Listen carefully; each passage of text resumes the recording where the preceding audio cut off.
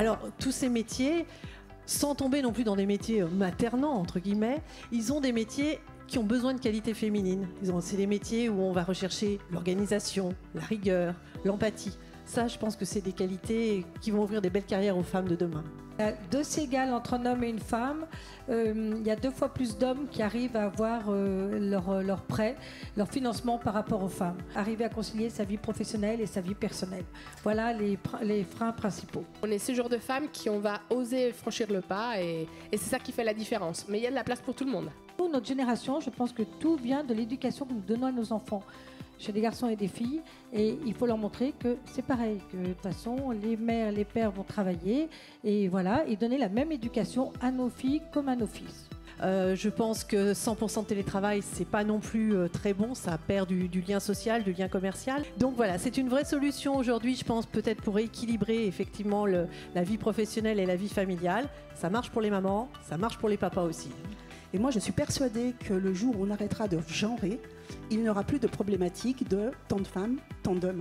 On ne sera que sur la compétence et là, on aura gagné le combat. On doit dispenser la bonne nouvelle dès les petites classes, expliquer voilà, des primaires qu'une petite fille peut aller travailler dans un monde masculin, dans un monde féminin, peu importe.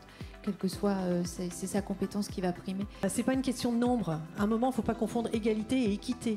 Aujourd'hui, l'objectif vraiment pour les femmes, c'est de reconquérir aussi des endroits où on est sous-représenté, et j'entends par là des zones un peu de pouvoir, on va dire, c'est-à-dire des cercles économiques, des cercles politiques, des cadres dirigeants, des chefs d'entreprise, chefs d'entreprise.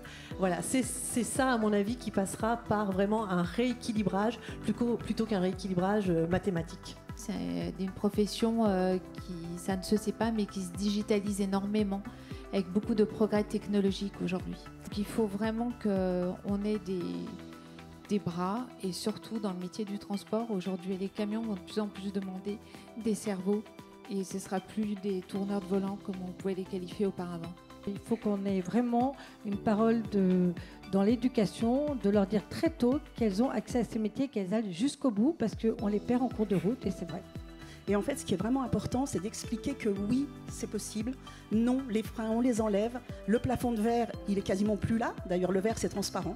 Donc, il faut se dire qu'on ne le voit plus. On avance, et quand on avance, tout est possible. Donc, c'est donner cette envie, soutenir et expliquer que quel que soit le métier, on peut prendre des responsabilités. Qu'on soit homme, qu'on soit femme, on ne genre pas. Et que les responsabilités, ce sont des compétences et on les aide à grandir. Et moi, je trouve ça fabuleux. Qu'il y a cette force d'engagement, de réflexion, de minimiser le danger, mais de prendre le risque quand même chez les femmes. Donc, allez-y, osez. Notre rôle à nous aussi, de leur montrer qu'en tant que femmes, on est là pour les rassurer. Qu'on a quand même quelque chose un petit peu là-dedans, hein, et qu'on sait faire de la gestion.